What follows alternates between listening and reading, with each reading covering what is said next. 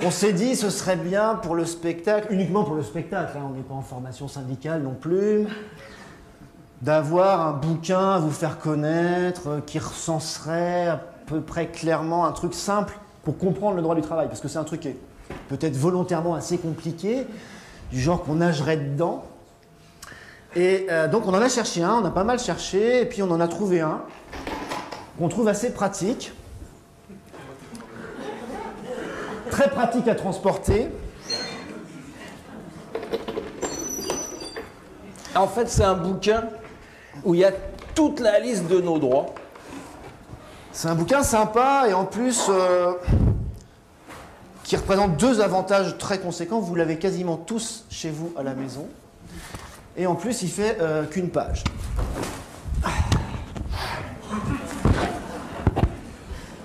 Alors, c'est le seul livre où on lit uniquement directement la fin. Et où on a en gros rien à battre de tout ce qu'il y a avant. Messieurs, la fiche de paye. Ouais. Mesdames, le bulletin de salaire. Alors vite fait, on va essayer de découvrir cette petite bête-là ensemble. Ce qu'on aime bien, nous, dans une façon de lire sa fiche de paye, ce serait la liste de tous les droits auxquels vous cotisez. D'accord ? Tous les droits auxquels vous cotisez et qu'on va parcourir vite fait, bien fait. Vous pourrez lire la vôtre ce soir en rentrant. Mesdames et messieurs, du haut de cette fiche de paye, un siècle de bagarre vous contemple. On va commencer par un truc assez simple. Donc c'est la mienne, hein, novembre 2009. Combien je gagne ? Hein ?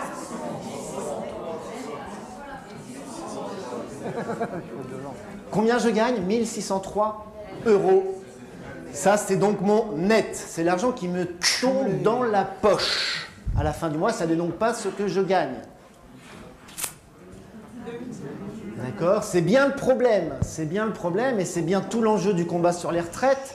C'est que je ne gagne pas 1600 € par mois.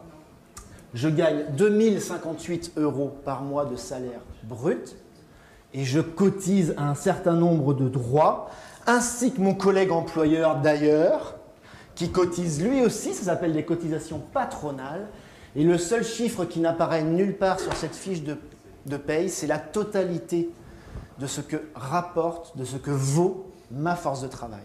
Sur quasiment aucune fiche de paye, vous avez l'addition du salaire brut et des cotisations patronales qui se lèvent pour ma part à 873 €. Ma force de travail vaut donc 3000 € par mois. Eh oui. Ça va ? Donc ça apparaît quasiment jamais.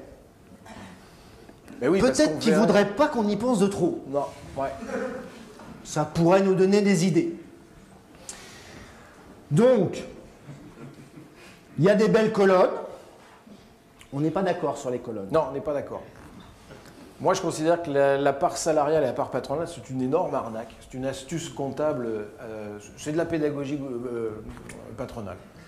Je veux dire, vous comprenez bien que ça ne sort pas de notre poche. C'est complètement idiot. Je veux dire, c'est le patron qui paye la totalité du truc. Mais on fait comme si il nous donnait ça puis qu'on lui rendait. Vous voyez ? Comme ça, on a l'impression de participer un peu. En réalité, il y a du salaire direct, c'est celui qu'il nous donne, et il y a du salaire indirect, c'est celui qu'on lui oblige à donner à des gens qui ne travaillent plus.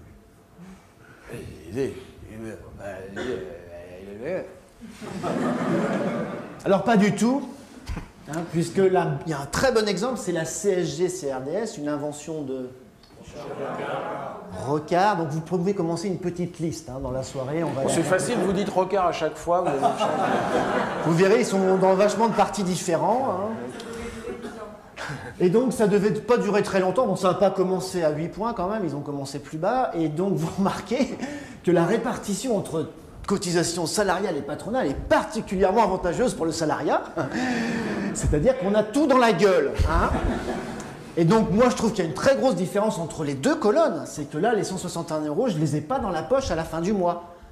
On les retire de mon net. C'est-à-dire que j'en assume seul la totalité. Si elle était répartie, ou mieux, qu'elle était à la totalité de la charge patronale, hein, de l'autre côté de la colonne, eh ben, j'aurais un net qui serait de 161 € supérieur à la fin du mois. Je trouve que c'est plus que de la sémantique ou de la symbolique, personnellement. Hein. Alors, on y va pour les différentes familles. On est une scope très démocratique, on accepte les mecs de droite au pavé. Ah, c'est très contradictoire. Hein. Alors, la Sécu. Tout le monde connaît bien la Sécu. L'idée, c'est de vérifier nos droits ensemble. Les droits qui sont issus du salaire. Vous vous rappelez la Sécu?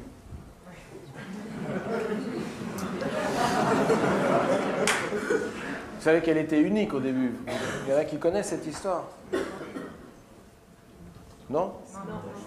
Ah ben, à la Libération, le patronat ayant massivement collaboré, ayant dès 1932 les grandes entreprises nationales françaises, Schneider, etc., les banques ayant négocié avec Hitler cette défaite qui n'est tout sauf une défaite militaire, etc. Enfin, je veux dire, le patronat ayant collaboré massivement, il a juste à fermer sa gueule. Et en 1945, on arrache tout ça, tout. Et on arrache notamment la sécurité sociale, c'est-à-dire l'assurance contre tous les risques de la vie. Tous les risques de la vie. On est limite dans un État socialiste. Et c'est une caisse unique. Elle n'est pas encore découpée en différentes branches. Ça va être le début de la destruction du système. C'est une caisse unique contre tous les risques de la vie. Mais attendez, vous avez un patronat qui a juste le droit de se taire et vous avez un parti communiste à 24% qui est armé. Et attendez, là on a un PC à 1,9. Mais je veux dire, actuellement, dans la bagarre sur les retraites, on aurait un parti communiste armé à 24%, elle aurait une autre gueule, la discussion sur les retraites, tu vois. Tu as 24% de communistes, tu vois. On touche pas aux retraites. Non, on touche pas, c'est bon, c'est bon. On peut même les descendre à 58 ans si vous voulez, il n'y a aucun problème. Ça s'appelle un rapport de force. Vous voyez? C'est comme quand Sarkozy nous dit qu'il veut moraliser le capitalisme, il dit c'est fou de notre gueule. Il nous prend pour des bacs à douche, quoi. Je veux dire, la nature du capitalisme, c'est de la prédation, d'accord? Moraliser le capitalisme, ça veut dire vous arrivez dans la jungle, puis vous avez un tigre qui arrive. Et là, vous lui dites couchez, Kiki.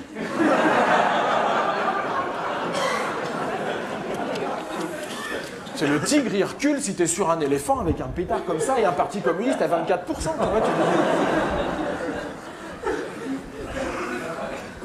Donc l'assurance maladie. Attends. Vous savez combien d'attaques a connu la sécurité sociale depuis qu'elle est créée?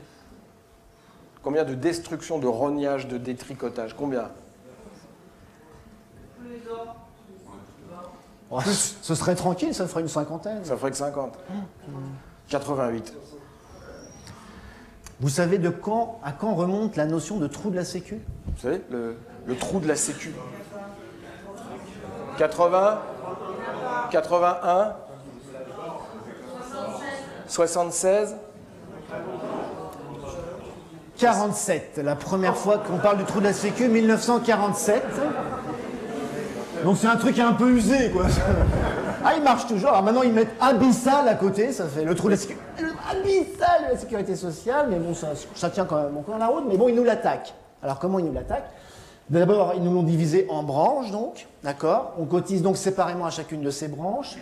L'assurance maladie, ça tout le monde voit à peu près, médecins, médicaments, hôpitaux.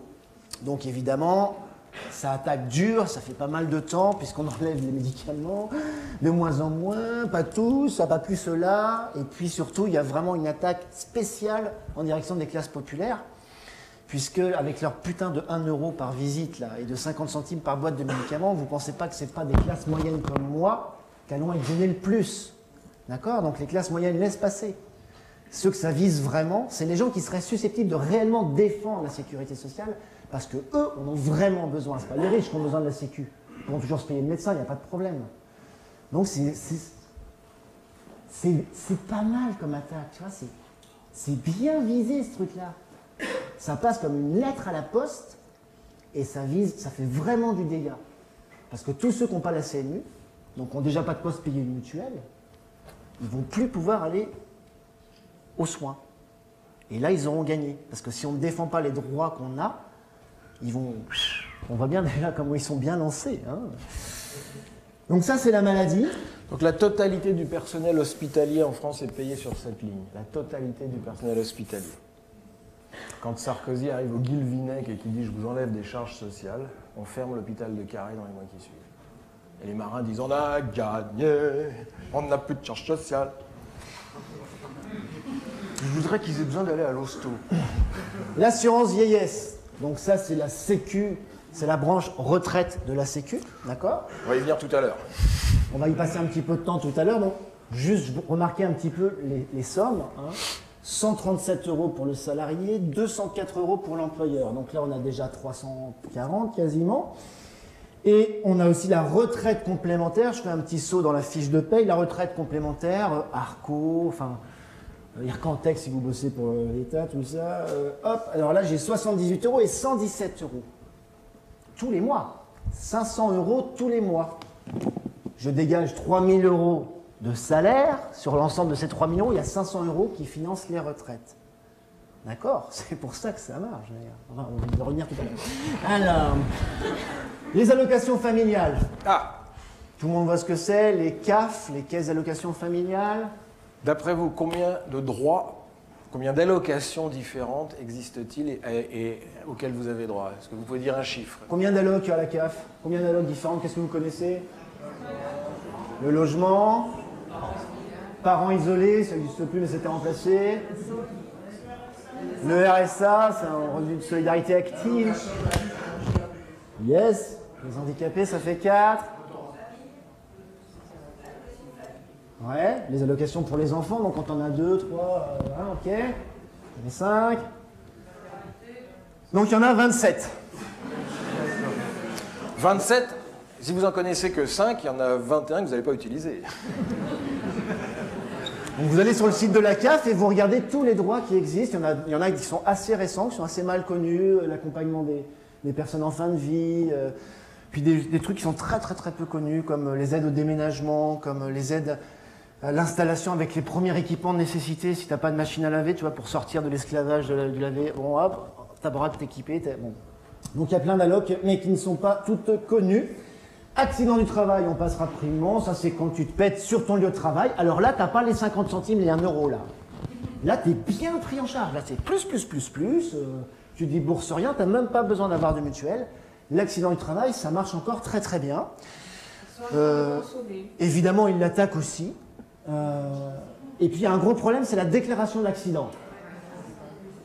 Donc là, si vous connaissez des gens qui n'ont pas déclaré dans les temps, alors maintenant avec Internet, quand même, il faut mettre un peu plus de mauvaise volonté qu'avant, parce qu'avant, il fallait avoir le formulaire, machin, personne ne l'avait. Donc là, maintenant, si jamais l'employeur ne déclare pas l'accident de travail, c'est quand même lui qui est responsable de prendre en charge les coûts. D'accord, mais si Karim se pète en ski, est-ce que c'est un accident du travail? Je veux dire,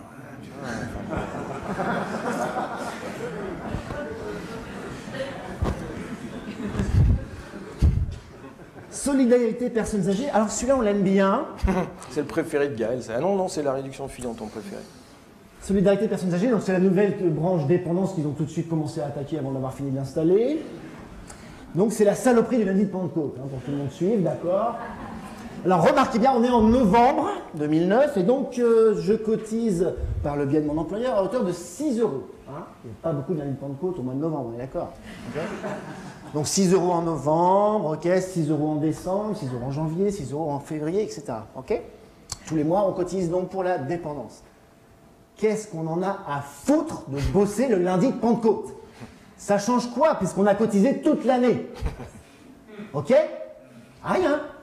D'accord? C'est une petite saloperie de négociation de merde avec le patronat qui, en échange de cotiser 0,3% en plus, deal avec un gouvernement, comment dirais-je, qu'on s'entend, qu'on nous baise un jour férié.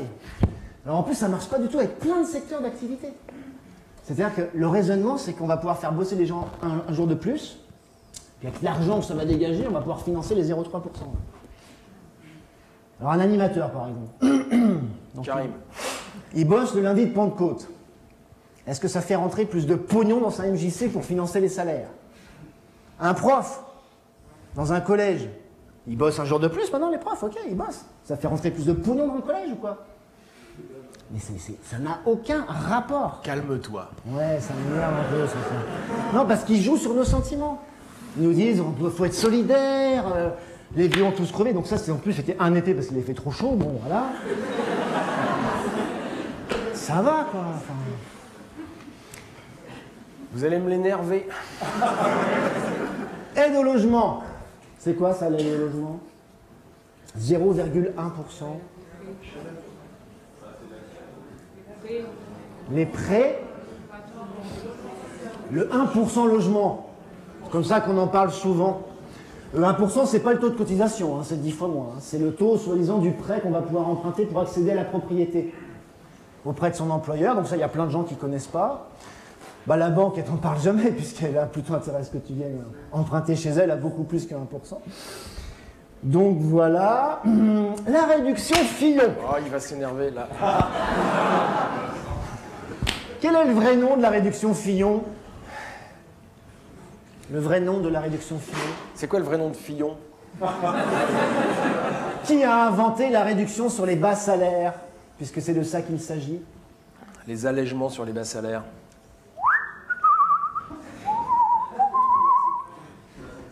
Martine Aubry. Bien. Petite liste. Donc Aubry, elle lance les abattements sur les bas salaires, les allègements sur les bas salaires, et donc le principe est complètement con.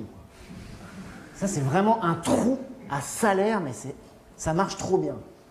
Si tu es près du SMIC, mon gars, plus tu es près du SMIC, plus le patron, il a une aide sur toutes les cotisations de sécu qu'on vient de voir. D'accord? Moi, je touche 2058 € de salaire brut. J'ai encore une aide de 39 € par mois qu'on enlève de ce que doit cotiser mon employeur pour lui soulager un petit peu puisqu'il a des bas salaires. Déjà, voilà le raisonnement. Alors, deux conséquences assez rapides. Le mec n'a pas du tout intérêt à augmenter les salaires. Plus il s'éloigne du SMIC, non seulement plus il va payer de salaire, plus il va cotiser, et en plus il va perdre des aides. Tu penses, c'est tout de suite ce qu'il fait, c'est sûr. Pour un employé à Auchan, enfin à Auchan, à Carrefour, à ce que vous voulez, un smicard, par employé, ça représente 249 € d'allègement pour Carrefour. Par salarié et par mois. S'ils ont intérêt à les engager à plus que le SMIC. Ça fait un putain de paquet de pognon. Vous comprenez le raisonnement. Le raisonnement est un raisonnement généreux. C'est de dire on va inciter à employer, bien sûr. Vous comprenez l'astuce? Si on fait des réductions comme ça, les gens vont engager. C'est toujours pareil. Ça joue sur la corde sensible. En réalité, l'obsession du capital, mais ça c'est depuis 2 siècles, c'est la modération salariale. C'est de ne surtout pas augmenter les salaires. Si vous avez écouté l'émission de Mermet sur la synarchie, je suis désolé pour société secrète dans les années 20 avec les grandes entreprises françaises, la Banque de France de l'époque recevait tous les gouvernements avant qu'ils soient nommés pour leur faire promettre qu'ils allaient avoir une politique de rigueur et ne pas augmenter les salaires. Et donc l'obsession du capital, c'est d'accord. Qui c'est qui a pété les salaires, qui a arrêté l'augmentation de salaire en 82? 83. Allez, 83, on a été de gauche 2 ans, on peut se garder 2 ans. Delors. Delors. Mais alors il n'a pas appelé ça le gel des salaires, hein, parce qu'on serait tous descendus dans la rue. Il a appelé ça la désinflation compétitive. Non à la désinflation compétitive. Personne. Ça marche pas du tout, hein. Non, on bloque, cache des salaires, ça rime, tu vois. Non, à la désinflation compétitive, tu vois. Bon. L'assurance chômage, d'accord? J'aime bien ce nom. Assurance chômage. C'est comme une assurance bagnole, mais pour le chômage, d'accord? C'est le principe en plus, c'est-à-dire que tu payes des cotises, puis si jamais il y a des salauds de patrons qui te filent plus de boulot, on te paye du chômage. Tu as pris une assurance pour ça. Et donc c'est un droit. C'est un droit qui, normalement, je dis bien normalement, n'est pas monnayable, n'est pas négociable, il n'y a pas à avoir de contrat, il n'y a pas à jurer que vous cherchez du travail, tous ces trucs-là, d'accord? C'est un droit constitutionnel, d'accord? C'est-à-dire que si vous tombez au chômage, vous avez automatiquement le droit d'être indemnisé, d'accord? Et donc, la prochaine fois que vous allez à Pôle emploi, vous dites, bon, on a vu le spectacle de Tanguy et Lepage, alors 1, on prend le pognon, 2, on ne cherchera pas de travail, 3, ça va durer 20 mois, on prend des vacances, c'est comme ça, c'est pas autrement, parce que c'est un droit. Je vous promets pas que ça va marcher, mais c'est l'idée, parce que... Si ça marche pas, vous appelez sur son téléphone perso. Depuis le PAR, d'accord, depuis ça c'est l'Union européenne, hein. Je veux dire, ils veulent absolument nous faire croire que c'est un contrat, qu'il faut qu'on passe un deal, d'accord? Il faut qu'on cherche vraiment. Vous savez qu'on ne dit plus un demandeur d'emploi, c'est fini, ils viennent de changer. Maintenant, on est prospecteur d'emploi. Parce que demander, c'était un peu trop facile. C'est facile, hein, excuse-moi.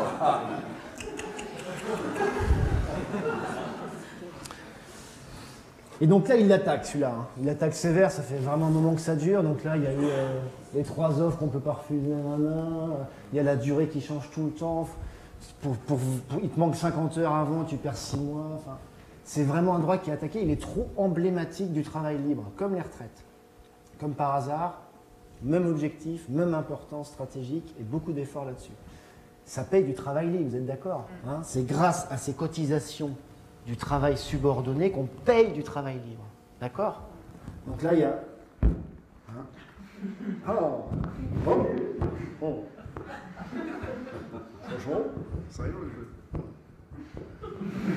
Est-ce qu'il y a un lisseur de queue de poire pour...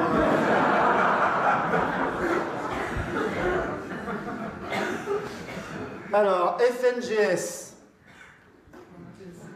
Il y en a une là, je sais pas, elle a bossé, tu sais, elle connaît son truc, je vais vous dire, il doit être à la CGT ou un truc comme ça. Fonds national de garantie des salaires, ils en ont rien à foutre, mais rien. Ils regardent juste le résultat à la fin. C'est un droit qui est quand même pas mal, c'est quand ta boîte se plante la gueule et qu'elle dépose le bilan, ça permet, avec un fonds national de garantie des salaires, de payer les derniers salaires, les primes de licenciement, etc. Elle a quadruplé en un an. Peut-être un petit indice, là. Je sais pas. Ok. La retraite complémentaire, on en a déjà parlé. La prévoyance, c'est un des derniers droits qui s'est vraiment répandu dans quasiment toutes les conventions collectives. La prévoyance, c'est en cas de coup dur, tu reçois une grosse somme d'argent, si tu as un décès, incapacité physique, etc., prime orphelin, enfin des trucs assez gais comme ça. Et qui représentent des sommes assez colossales d'argent, hein. En général 24 mois de salaire, 36 mois de salaire. Enfin, faut mourir quand même. Hein. Non, des fois ça peut être le conjoint. Hein. Ah, ça c'est bien. Ah, c'est pas mal. Ah oui, il faut être marié. Ah bah, faut être marié. Juste. Faut être marié et il faut lui faire croire que les champignons qu'on accueillit. Pareil, hein, si l'employeur ne cotise pas au système de prévoyance qui est prévu par votre convention collective, il est quand même obligé de payer cette fameuse somme de 36 mois de salaire, par exemple, sur ses propres fonds. Hein. Vous connaissez quelqu'un, un petit coup de fil syndical s'impose. La taxe d'apprentissage, c'est pour financer principalement les centres des apprentis. Ok. Et la formation professionnelle, ça, c'en est un qui est pas mal attaqué aussi. La formation professionnelle, c'est le droit d'aller se former tout au long de sa vie maintenant pour pouvoir s'adapter à... Vas-y, termine. Tu veux qu'on coupe Non, c'est bon. Tu veux changer la cassette maintenant? Non, vas-y, détends-toi. Vas-y, change la cassette, change la cassette. Mesdames, messieurs, c'est un type qui arrive au paradis. Xavier, change la cassette.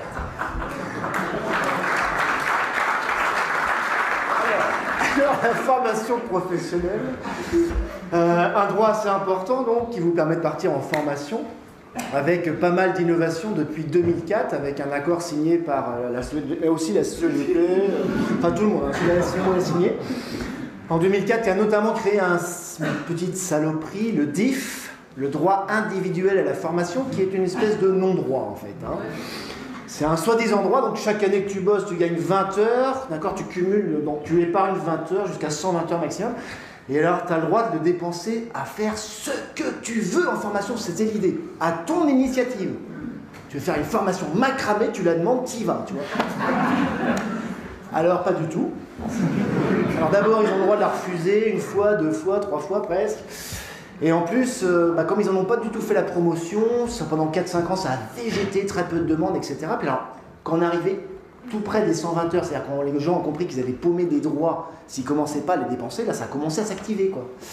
Ils ont fait des tonnes de demandes en même temps, donc là, ils sont en train de ferrer tous les verrous, donc il faudrait au moins que c'est vers 21h. Ce qui serait pas mal, c'est que ce soit quand même sur votre cœur de métier, par rapport à vos compétences dans la branche et tout ça. Donc en fait, avant le DIF, souvent ce qui se passait, c'est qu'on partait en formation sur un truc qui ne nous intéressait pas forcément, genre le logiciel de gestion des centres de loisirs, pour faire en même temps la compta et les présences et tout ça. Alors mais maintenant, grâce au DIF, on va pouvoir partir en formation du logiciel de gestion des présences en centre de loisirs.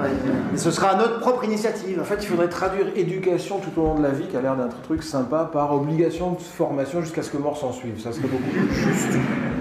Et sur son temps de loisir. Et la plus grosse saloperie, c'est ça, c'est que maintenant on peut partir en formation professionnelle sur ses congés, sur son week-end. Ça, c'est un grand progrès social. Ah oui, mais c'est pour pas bronzer idiot. On peut enfin se former sur du temps choisi, quoi. C'est ça qui est bien, hein. Ça coûte moins cher à l'employeur, évidemment, au passage. Ok. Voilà, ça c'était une lecture politique de la fiche de paye. Donc tous ces droits sont attaqués, évidemment. Mais voilà, il a fallu batailler ferme pendant des décennies pour arracher ça. Alors justement, on vous propose un peu d'en débattre maintenant. Et après, on fait l'entracte.